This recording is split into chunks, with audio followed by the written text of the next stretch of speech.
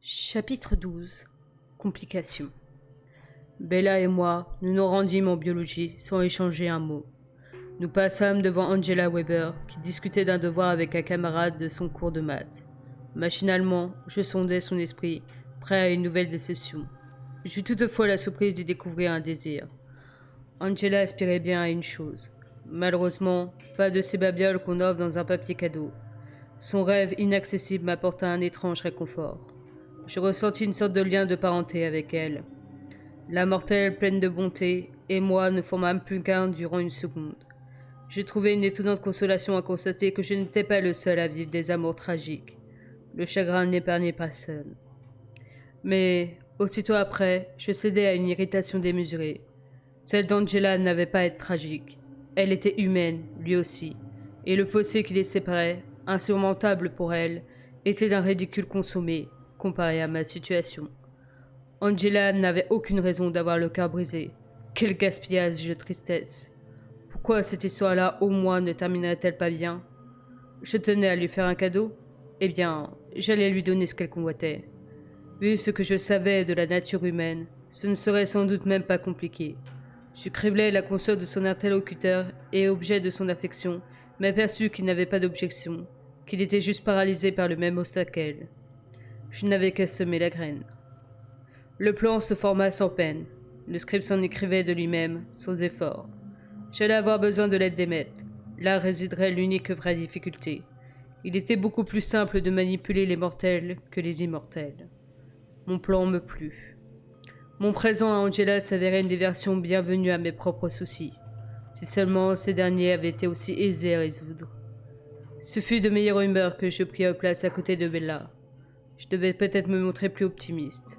Si ça se trouve, il existait une solution à nos soucis qui m'échappait. À l'instar d'Angela, qui n'avait pas détecté la scène, pourtant évidente. C'était peut-être probable. Mais pourquoi perdre mon temps à me désespérer? D'autant que je m'en manquais. Chaque seconde comptait avec Bella. M. Berner entra en tirant un chariot chargé d'une télévision et d'un magnétoscope d'un autre âge. Il comptait expédier une partie du programme qui ne l'intéressait pas spécialement, les maladies génétiques, en nous montrant un film au cours des 3 prochains cours.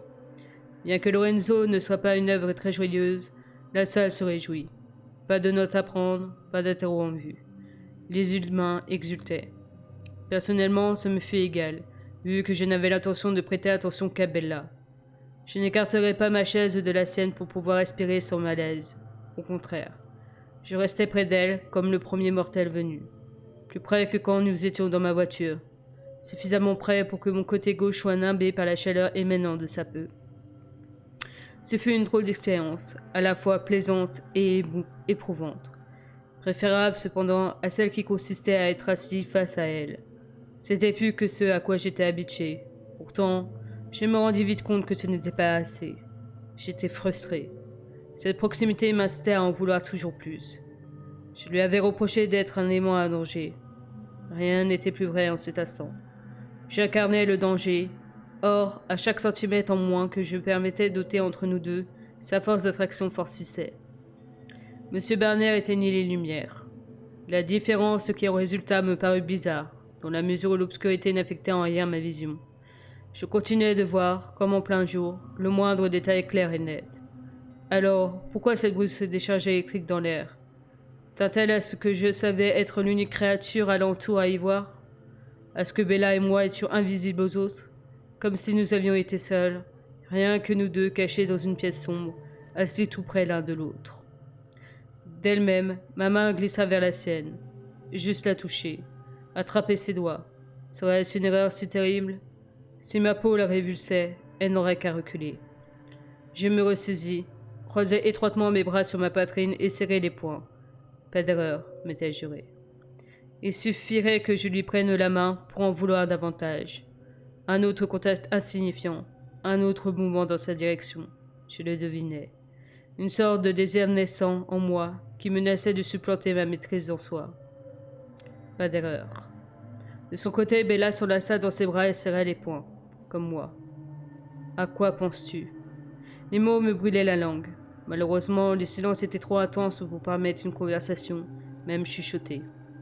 Le film commença, perçant l'obscurité d'éclats lumineux.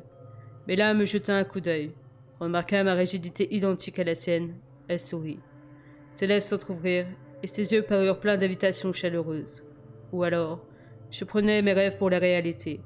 Je lui souris à mon tour. Sa respiration eut un raté et elle s'empressa de détourner la tête.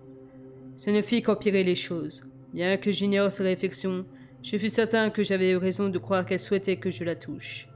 Elle ressentait cette attirance dangereuse tout autant que moi. La tension électrique bourdonnait entre nous. De tout à l'heure, elle ne broncha pas, conservant son maintien figé comme moi la mienne.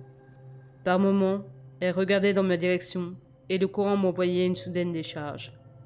Le temps passa, lentement et pourtant trop vite. Rien de neuf. J'aurais pu rester ainsi pendant des jours, juste pour profiter à fond des émotions que j'éprouvais. Je me disputais avec moi-même une bonne dizaine de fois durant ces minutes, le relationnel s'opposant à la passion. Monsieur Banner finit par allumer. Sous l'éclat des néons, la salle retrouva sa normalité. En soupirant, Bella s'étira et se dégourdit les doigts. Pareille position pendant aussi longtemps avait dû être inconfortable pour elle. Pour moi, c'était facile. L'immobilité me venant naturellement, j'étouffai un rire devant son expression soulagée.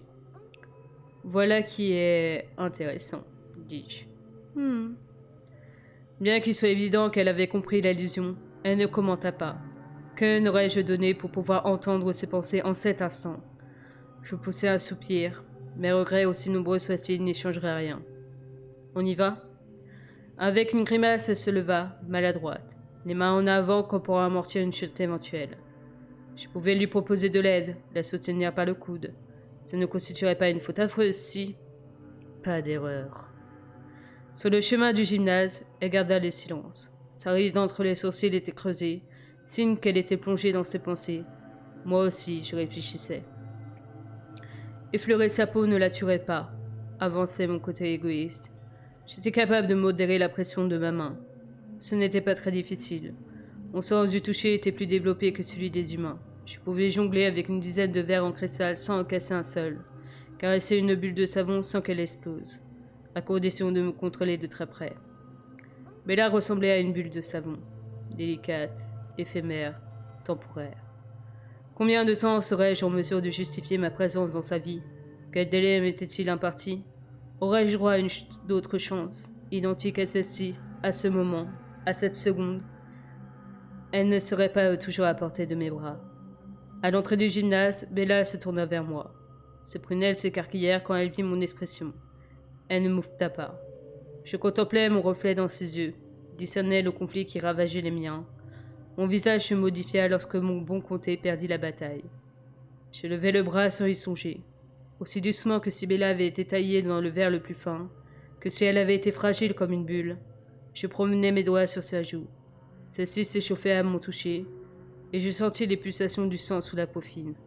« Assez !» m'ordonnai-je, alors que ma peau mourait d'envie de se plaquer sur ce visage. « Assez !» J'eus du mal à m'écarter, à ne pas me rapprocher davantage. Mais l'idée me vint à l'esprit, mille façons de la caresser. Dessiner le contour de ses lèvres du bout de mes doigts, enrouler ma paume en coupe autour de son menton, lui retirer ses barrettes et laisser ses cheveux couler sur ma main, enlacer sa taille, sentir son corps contre le mien. Assez! Je me forçai à tourner les talons, raide et réticent, puis je m'éloignai vivement, en courant presque, sans autoriser mon esprit à s'attarder auprès d'elle. Je captais les réflexions de Magneton, les plus brillantes, tandis qu'il la regardait passer devant lui, ignorante de sa présence, les yeux dans le vague et les pommettes rosées. Furieux, il m'agonie d'insultes. Malgré moi, je souris. Ma main picotait. J'ai beau la déplier et la replier, les aiguilles ne disparurent pas. Je ne l'avais pas blessée. Il n'empêche, la toucher avait été une erreur. La sensation avait été celle de braise qui couve, comme si une version édulcorée de ma soif incandescente s'était répandue dans tout mon corps. La prochaine fois que j'aurai l'occasion d'être aussi proche d'elle, parviendrai-je à ne pas établir de contact? Et sinon, serais-je capable de m'arrêter à ça? Plus d'erreur. Je m'en tiendrai là. Profite du souvenir, Édouard, m'enjoignit Rose, et garde tes mains dans tes poches à l'avenir. C'était ça, où je m'obligeais à partir, d'une manière ou d'une autre. Parce que je n'avais pas le droit à une telle proximité si je continuais à faire des bêtises. Inspirant à beaucoup, je tentais de mettre de l'ordre dans mes idées. Emmett me rattrapa devant le bâtiment de littérature. Salut, Edouard. Il a l'air mieux. Bizarre, mais mieux. Heureux. Salut, M. Heureux? J'en étais pas très loin, sans doute, en dépit du bazar dans ma tête. Bravo pour ta discrétion, frérot. Rose va t'arracher la langue. Désolé de t'avoir collé ça sur les bras. Tu m'en veux? Non, Rose s'en remettra. Et puis, c'était couru d'avance, avec ce qu'Alice voit venir. Je n'avais pas envie d'y songer maintenant. Mâchoire serrée, je contemplais le campus, en quête d'une distraction. Je repérais Ben Cheney, qui, devant nous, entrait en cours d'espagnol. Ah, je tenais ma chance d'offrir son cadeau à Angela Weber. Une seconde, dis-je à Emmett en m'arrêtant et en le retenant par le bras. Quoi? Je sais que je ne le mérite pas, mais tu me rendrais un service? Lequel? À demi-voix et à une vitesse incompréhensible pour des oreilles humaines, je lui exposais ce que j'attendais de lui. Quand je terminais, il me contemplait d'un regard aussi vide que son cerveau. Alors, tu vas m'aider? Il lui fallut une minute pour répondre. Mais pourquoi? Allons, Emmett, pourquoi pas? Qui es-tu? Où est passé mon frère? Ce n'est pas à toi qui passes ton temps à te plaindre qu'on s'ennuie au lycée? Je te propose un truc un peu différent pour une fois. Considère ça comme une expérience sur la nature humaine. Il m'observa encore un instant avant de céder en haussant les épaules. Tu as raison, c'est différent. D'accord, comme tu voudras. Je lui adressai un grand sourire. Sachant qu'il me donnerait un coup de main, je me sentais plus partant que jamais. Rosalie avait beau être une peste, je serais toujours au devoir d'avoir choisi Emmett. Il n'existait pas meilleur frangin au monde. Il n'eut pas besoin de répéter son texte, dont je lui soufflais les grandes orientations sur le trajet jusqu'en classe. Déjà assis à sa place derrière moi, Ben était en train de rassembler les feuilles du devoir à rendre. Emmett et moi nous nous installâmes à l'imitam. Les conversations murmurées ne s'étaient pas encore éteintes. La salle attendait que Madame Goff demande le silence. Pour presser, elle corrigeait les interrogations écrites du cours précédent. Alors, me lança Emmett plus fort que nécessaire, tu t'es décidé à proposer un rock à Angela Weber? Dans la rangée de derrière, les bruissements de papier se cernaient. Ben se figea à l'écoute de notre échange. Angela? J'ai bien entendu? J'avais son attention extra. Non, répondis-je en secouant lentement la tête, l'air d'avoir des regrets. Pourquoi donc? Improvisa Emmett. Tu n'as pas le courage? Non, marmonnai-je. Il paraît qu'elle s'intéresse à un autre gars. Edward Cullen voudrait sortir avec Angela? Mais non! Ça me plaît pas. Pas question qu'il l'approche. Ce n'est pas un type qu'il faut. Il est dangereux. Je n'avais pas anticipé le chevaleresque protecteur de cette réaction. Je m'étais plutôt attendu à de la jalousie. Mais bon, ça me convenait tout aussi bien.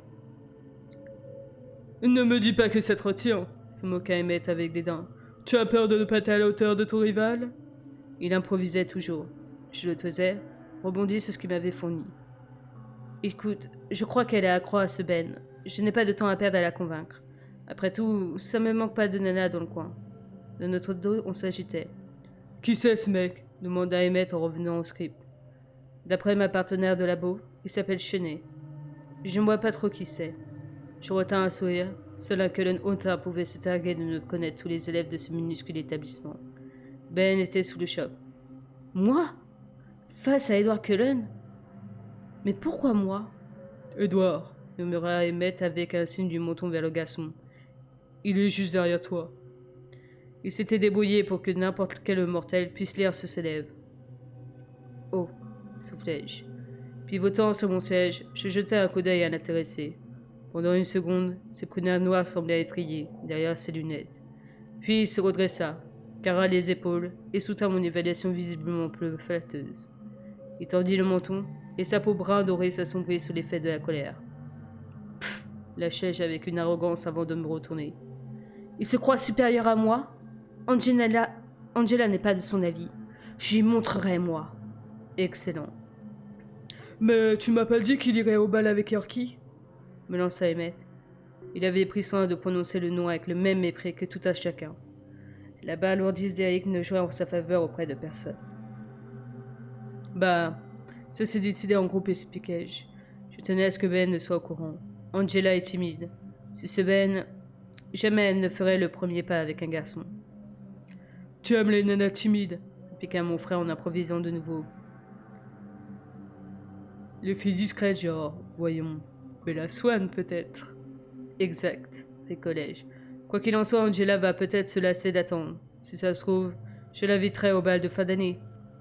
Des clous, pensa Ben en se raidissant. Quelle importance si elle est plus grande que moi. Si ça lui est égal, alors à moi aussi. C'est la fille la plus sympa, la plus futée et la plus jolie de ce bahut. Et je lui plais. Ce Ben était chouette. Il avait l'air malin et bienveillant, digne même d'une Angela Weber. Madame Goff se leva. Sous la table, je levai le pouce à l'attention des maîtres.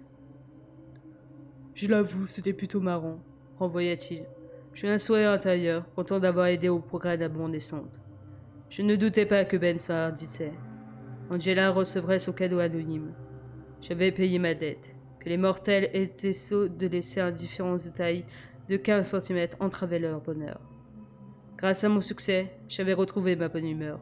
Me calant dans ma chaise, je m'apprêtais à me divertir un brin. Comme l'avait souligné Bella au déjeuner, je n'avais jamais assisté à l'un de ces cours d'éducation physique. Les pensées de Mike furent les plus faciles à repérer, au milieu du babil qui résonnait dans tout le gymnase. Ces dernières semaines, son esprit m'était devenu beaucoup trop familier. Avec un soupir, je me résignai à l'utiliser comme vecteur. Au moins, j'étais sûr qu'il s'intéressait à Bella. Je m'immisçais juste à temps pour l'entendre lui proposer d'être partenaire de badminton. Intérieurement, il envisageait d'autres types d'associations, et je me rembrunis sérieusement. Je fus obligé de me rappeler que l'assassiner ne m'était toujours pas permis. Merci, Mike. Tu n'es pas obligé, tu sais. Ne t'inquiète pas, je l'esquiverai quand il te faudra. Elle lui sourit, et des images de multiples accidents l'impliquant défilèrent dans la tête du garçon. Il commençait par jouer seul, tandis que Bella se cantonnait au fond du cours, tenant sa raquette avec précaution, comme si celle-ci était susceptible d'exploser si elle l'agitait avec trop de vigueur. Puis Clap ordonna à Mac d'associer Bella. Oups, songea-t-il alors qu'elle approchait en soupirant. Très sûre d'elle, Jennifer Ford servit, expédiant le volant droit sur Bella. Cette dernière tituba vers sa cible, la rata d'un bon peu, et Mac dut courir pour tenter de sauver la volée. Sous mes yeux alarmés, la raquette de Bella rebondit sur le filet, la frappa en plein fond, lui échappa de la main et retomba lourdement sur le bras de son partenaire. « Oi, je vais avoir un sacré bleu !» Bella se palpait le front, et j'eus du mal à rester à ma place et ne pas filer à sa rescousse. De toute façon, qu'aurais-je pu faire pour soulager sa douleur? D'ailleurs, ça ne semblait pas trop grave. J'hésitais cependant. « Désolé, Newton !» s'exclama le prof. « Cette fille porte la poisse comme personne. La vraie cata, comme partenaire. » Sur ce, il retourna délibérément le dos pour observer un autre match, ce qui permit à Bella de reprendre son rôle de spectatrice. « Aïe !» pensa de nouveau Mike en pince sur le bras. « Ça va ?» demanda-t-il à Bella. « Oui, et toi ?» demanda-t-elle penaude. « Je m'en remettrai. Je ne voudrais pas avoir l'air d'un bébé, mais ça fait un mal de chien. » Il fit tourner son bras en grimaçant. « Je vais rester en arrière, » suggéra-t-elle. Apparemment, elle souffrait moins qu'elle n'était embarrassée. Mike avait dû encaisser le plus gros. Je l'espérais. En tout cas, elle ne jouerait plus, c'était déjà ça de gagner. Elle cacha sa raquette dans son dos avec une telle expression de remords sur le visage que je fus obligé de femme de tousser pour dissimuler mon hilarité. « Qu'est-ce qu'il y a de si drôle ?» voulut savoir Emmett. « Je te raconterai tout à l'heure. » Bella ne restait plus sur le cours. Mike disputa seul sa partie, avec la bénédiction du prof. L'interro qui terminait mon cours d'espagnol fut un jeu d'enfant, et Madame Goff me libéra en avance. Je traversai le campus à la recherche de Mac, et il avait décidé de confronter Bella à mon sujet. Jessica est sûre qu'ils sortent ensemble. Pourquoi?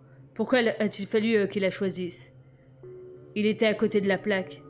C'est elle qui m'avait choisi. Alors? Dit-il. Alors quoi? Toi et Kellen? Toi et cette terreur de la nature? Ma foi, si être riche compte autant à tes yeux, je grinçai les dents devant pareille abjection. Ce ne sont pas tes affaires, Mike. Oh, on est sur la défensive. Donc c'est vrai. Merde.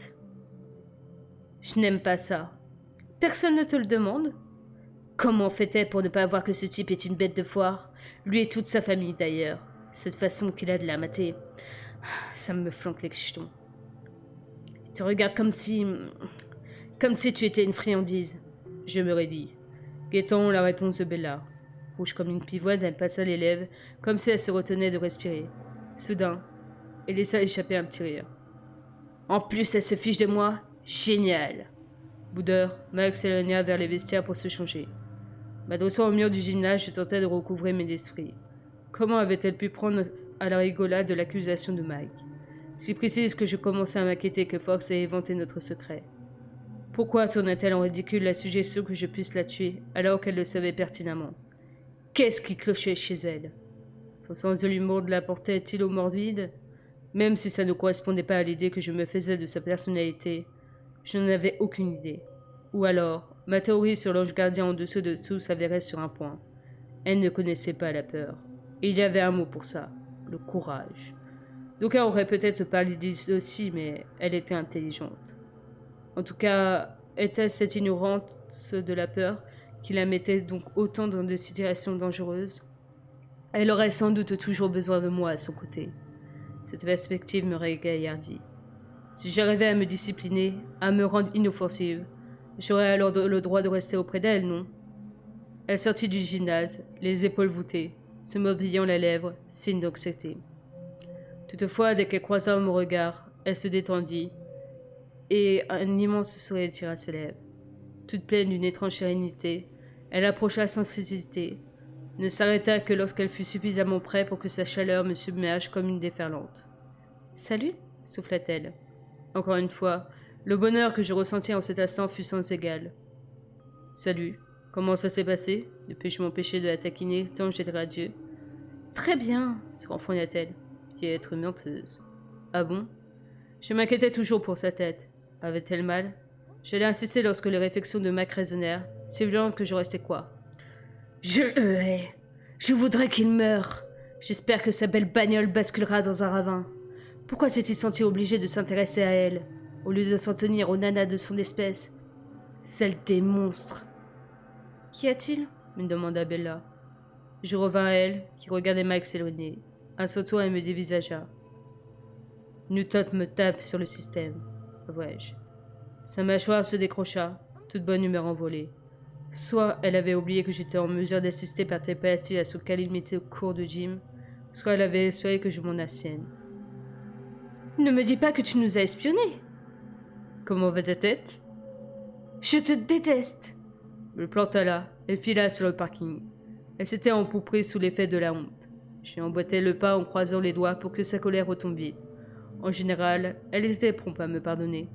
C'est de ta faute, me défendis-je. C'est toi qui as mentionné que je ne t'avais jamais vu en sport. Ça a éveillé ma curiosité. Sourcils foncés, elle ne releva pas. Soudain, elle stoppa net. Elle venait de découvrir un groupe d'élèves de sexe masculin pour l'essentiel, agglutinés autour de mon emplacement. Je me demande à combien ça monte une bagnole pareille. Regarde-moi les palettes de la boîte SMG au volant. Pas mal, la grille d'aération extérieure. C'est là que je regrette de ne pas avoir 60 000 boules. Tout cela expliquait pourquoi il valait mieux que Rosalie utilise sa voiture hors de la ville. Je me frayais un chemin jusqu'à ma Volvo, au milieu de ces bandes de garçons vieux. Après une brève hésitation, Bella me suivit. Au Santa Dora, bourgonnais-je. Qu'est-ce que c'est comme voiture? Une M3. Pardon? Une BMW. Après avoir levé les yeux au ciel, je m'adevrais en essayant de n'écraser personne. Pour ça, j'ai dû fixer quelques-uns des curieux réticents bien en face. Un quart de seconde de ce régime suffit à les convaincre. « Tu es toujours en colère ?» demandai-je à Bella qui s'était déridée. « Et comment ?» Je soupirai. J'aurais sans doute mieux fait de ne pas aborder le sujet. Enfin, je devais pouvoir tenter de corriger le tir. Me pardonneras-tu si je m'excuse? Peut-être, répondit-elle au bout d'un moment, si tu es sincère. Et si tu me promets de ne jamais recommencer. Ça, c'était hors de question. Mais comme je ne voulais pas lui mentir, il y avait peut-être une autre solution. Et si j'étais sincère et que j'étais d'accord pour te laisser conduire samedi, compterai-je. Je frissonnais intérieurement face à cette perspective. La ride ressurgit pendant qu'elle soupesait ma nouvelle offre. Marché conclu, finit-elle par accepter. Et maintenant, mes excuses. Si je n'avais encore jamais essayé d'éblouir volontairement Bella, le moment me paraissait idéal pour ça. Tout en m'éloignant du lycée, je plongeais mes yeux dans les siens, en espérant que je m'y prenais bien. Dans ce cas, murmurai-je de mon ton le plus persuasif, je suis sincèrement désolé, et je te prie de m'excuser. Son cœur battit plus fort et plus vite. Ses prunelles s'ouvrirent, immenses, sidérées. J'eus un petit sourire satisfait. Apparemment, j'avais réussi. Certes, de mon côté, j'avais du mal à me détacher de son regard. Éblouissement mutuel. Heureusement que j'avais mémorisé le trajet. Et je serai sur le seuil de ta maison samedi matin à l'aube, ajoutai-je histoire de sceller notre accord. Elle cligna des paupières et secoua la tête, comme pour se classer les idées. Une Volvo inconnue garée dans notre allée risque de soulever un problème avec Charlie. Ah, comme elle en savait peu à mon propos. Je n'avais pas l'intention de venir avec. Comment? Ne t'occupe pas de ça, l'interrompis-je pour éviter une nouvelle salve de questions. Je serai là, sans voiture. Elle parut sur le point d'assister puis se ravisa. Sommes-nous plus tard? Demanda-t-elle me ramenant à notre discussion inachevée du déjeuner. J'aurais dû ne pas la couper. À l'instant, ces questions-là étaient des plus rébarbatives. Je suppose que oui, admis-je de mauvaise grâce. Je me garai devant chez elle, tendu à l'idée de devoir lui expliquer, sans rendre ma monstruosité naturelle trop évidente, sans l'effrayer de nouveau. Quoique, avais-je tort de vouloir minimiser mon côté obscur? Bella patientait avec le même masque d'intérêt poli que celui qu'elle avait affiché à la cantine. Si j'avais été moins anxieux, son calme ridicule m'aurait amusé. Tu n'as pas renoncé à savoir pourquoi tu es interdit de partir en chasse, n'est-ce pas? Repris-je. En réalité, c'est surtout ta réaction à cette perspective qui m'intéresse. Je t'ai fait peur? Insistai-je persuadé qu'elle allait nier. Non. Le mensonge était grossier. Je ne réussis pas à dissimuler mon sourire. Pardonne-moi si c'est le cas. C'est juste l'idée de t'imaginer là-bas. Mon sourire s'était effacé. Ce serait si terrible que ça? Insoutenable. Bella tellement vulnérable dans l'obscurité déserte. Moi, hors de contrôle. J'effaçai l'image de mon cerveau. Ok, oui, admis-je. Parce que... Prenant une grande inspiration, je me concentrai un instant sur ma soif brûlante. La sentir, la gérer, la dominer. Plus jamais elle n'aurait barre sur moi. Je le voulais plus que tout. Je cesserais d'être dangereux pour Bella.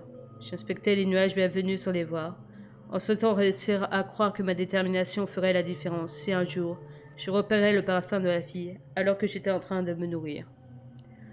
Quand nous chassons, nos sens l'emportent sur notre raison, amonnai-je en pesant chacun de mes mots, et nous dirige, surtout l'odorat. Si tu te trouvais dans les parages à ce moment-là, torturé par ce qui se passerait sûrement, pas peut-être, je secouai la tête à mon tour. J'écoutais son cœur qui tressaute, me tournai vers elle, fébrile. Son visage était calme, ses yeux graves. Un soupçon de ce qui me semblait être de l'inquiétude lui pinçait la bouche. De quoi s'inquiétait-elle? De sa propre sécurité? Pouvais-je enfin espérer que je lui avais dressé un tableau clair et net de la réalité? Je continuai à l'observer pour tenter de donner une signification sûre à son expression ambiguë. Elle soutint mon regard. Au bout d'un moment, ses yeux s'arrondirent et ses pupilles se dilatèrent, alors que la lumière n'avait pas changé. Ma respiration s'accéléra et, tout à coup, le silence qui régnait dans l'habitacle parut bourdonner, exactement ce qui s'était passé dans la salle obscure de Sciences Nat cet après-midi-là. Une décharge électrique se produisit entre nous et, brièvement, mon désir de la toucher fut encore plus violent que les exigences de ma soif. Ce courant me donnait l'impression d'avoir retrouvé un pouf. Mon corps en était secoué, comme si j'étais humain. Plus que tout au monde, j'aspirais à goûter ses lèvres tièdes sur les miennes. Pendant une seconde, je luttais pour avoir la force, la maîtrise de coller ma bouche aussi près de sa peau. Elle inhala en octant, et ce n'est qu'à cet instant que je me rendis compte qu'elle avait cessé de respirer lorsque mon souffle s'était accéléré. Je fermai les yeux pour essayer de rompre le courant entre nous. Plus d'erreur. L'existence de Bella reposait sur 1000 processus chimiques à l'équilibre délicat et trop aisément perturbables. Le déploiement rythmique de ses poumons, ce flux d'oxygène signifiait la vie et la mort pour elle. La cadence papillonnée de ce cœur, fragile, était susceptible d'être interrompue par une multitude d'accidents idiots, de maladies, par moi. À mon avis, aucun membre de ma famille, à l'exception des maîtres peut-être, n'aurait hésité, si on lui avait offert la possibilité de revenir en arrière, d'échanger son éternité contre sa mortalité de jadis. Rosalie et moi, Carlyle aussi, serions volontairement montés sur le bûcher pour ça. Nous aurions accepté de brûler autant de jours ou de siècles qu'il aurait été nécessaire. Pour la plupart, les membres de notre espèce plaçaient l'immortalité au-dessus de tout. Certains humains en rêvaient, cherchaient dans des endroits ténébreux ceux qui pourraient leur offrir ce cadeau empoisonné. Pas nous, pas mon clan. Nous aurions été prêts à tout pour redevenir humains. Mais aucun, même Rosalie, n'avait aussi désespérément que moi, en ce moment, souhaité un retour au passé. Ouvrant les paupières, je fixais les rayures et imperfections minuscules du pare-brise, comme si le verre abîmé avait renfermé une solution. L'électricité ne s'était pas estompée, et je devais me concentrer pour garder mes mains sur le volant. Mais là, je crois qu'il vaudrait mieux que tu t'en ailles. Sans prononcer, sans protester, elle ouvrit sa portière, descendit, la claqua derrière elle. Avait-elle pressenti l'éventualité d'une catastrophe aussi clairement que moi? Avait-elle aussi mal de partir que moi de la regarder partir? Ma seule consolation était que je la reverrais bientôt, plutôt qu'elle me reverrait moi. En souriant, je baissai ma vitre et me penchai dehors pour lui parler une dernière fois. Maintenant que sa chaleur avait déserté l'habitacle, le risque était moindre. Elle se retourna, curieuse de ce que je souhaitais, toujours aussi curieuse, alors que j'avais éclairci la presque totalité de ses interrogations. Ma propre curiosité. Elle n'avait pas été rassasiée. « Eh, Bella. »« Oui. Demain, c'est mon tour. »« Ton tour de quoi ?» ?»« De poser des questions. Le lendemain, quand nous serions dans des lieux plus sûrs et entourés de témoins, j'obtiendrai mes réponses. Je m'en réjouis à l'avance, puis me détournai, car elle n'avait pas bougé. Bien qu'elle soit à l'extérieur de la voiture, l'écho de la tension électrique chantait dans l'air. J'avais envie de sortir moi aussi, de la raccompagner jusqu'à sa porte, un prétexte pour rester. Plus d'erreur. J'enfonçai l'accélérateur, soupirai quand elle eut disparu dans mon rétroviseur. J'avais l'impression de toujours courir vers Bella, de la fuir sans jamais me poser. J'allais devoir trouver un point d'ancrage si nous voulions avoir un peu la paix. En apparence, ma maison était calme et silencieuse lorsque je roulais jusqu'au garage. Je décelais cependant l'agitation, à la fois verbale et mentale, qui régnait à l'intérieur. Je jetai un coup d'œil mélancolique à ma voiture préférée, toujours intacte, avant de sortir affronter la magnifique gardienne du temple. Elle ne me laissa pas le temps d'effectuer le court trajet jusqu'à la maison. Rosalie jaillit sur le perron dès que mes pas furent audibles. Elle se planta au pied des marches, les lèvres retroussées sur ses dents. Je m'apprêtais à 20 mètres, adopta une posture pacifique. J'étais conscient de mériter ce qui allait suivre. « Je suis désolée, Rose. » m'excusai-je avant qu'elle se soit décidée à m'agresser. J'aurais sans doute peu l'occasion d'en dire davantage. Elle carra les épaules, tendit le menton. « Comment as-tu pu être aussi stupide ?» Lentement, Emmett vint se placer derrière elle. Si elle m'attaquait, il s'interposerait. Non pour me protéger, pour l'empêcher de me provoquer jusqu'à ce que je craque et riposte. « Je suis désolée, » répétai-je. L'absence d'ironie dans ma voix et ma capitulation immédiate la surprirent. Elle était cependant trop furieuse pour accepter des excuses tout de suite. « Tu es content de toi ?»« Non, » répondis-je à ton assez malheureux pour qu'elle me croie. « Pourquoi as-tu agi ainsi alors? Pourquoi lui as-tu dit? Parce qu'elle te le demandait ?» Si les mots en eux-mêmes n'avaient rien d'acerbe, le ton était acide et agressif. Par ailleurs flottait dans son esprit le visage de Bella, caricaturé, loin de celui que j'aimais. La détestation que j'aspirais à Rosalie en ce moment était sans doute commune mesure avec la haine qu'elle éprouvait à l'encontre de Bella. Elle essayait de se convaincre que son animosité était justifiée et ne devait qu'à mon mauvais comportement, que Bella nous posait un problème seulement parce qu'elle représentait une menace pour nous. Elle en savait trop, la règle avait été enfreinte. Je n'étais pas dupe cependant. Le jugement de Rosalie était biaisé par sa jalousie. Ce dernier était à présent moins motivé par le fait que j'avais trouvé Bella plus captivante qu'elle, mais par celui que Bella avait tout ce dont elle-même était démunie. Elle était humaine, elle avait le choix. Rose se scandalisait que cette mortelle ose mettre ça en péril, qu'elle flirte avec les ténèbres alors qu'elle avait d'autres options. Elle aurait même été prête à échanger son physique avec celui de Bella, qu'elle jugeait pourtant ordinaire, si elle avait pu récupérer son humanité. Bien qu'elle s'efforce de ne pas penser à ça en attendant ma réponse, elle n'arrivait pas entièrement à me dissimuler ses réflexions. « Pourquoi ?» répétait-elle à voix haute face à mon silence et pour m'empêcher de la déchiffrer. « Pourquoi lui as-tu dit ?»« Je m'étonne même que tu l'aies fait, » intervint Emmett avant moi. « Tu prononces rarement le mot. Tu ne l'aimes pas beaucoup. » Il songea à ce propos que Rosalie et moi nous ressemblions en évitant d'utiliser le terme qui recouvrait notre non-existence. Lui n'avait pas ces pudeurs. Qu'aurais-je ressenti si j'avais été à la place de mon frère, aussi pragmatique et dénué de regrets que lui, si j'avais su accepter aussi aisément et avancer? Tant Rose que moi aurions été plus heureux si nous avions été capables de suivre son exemple.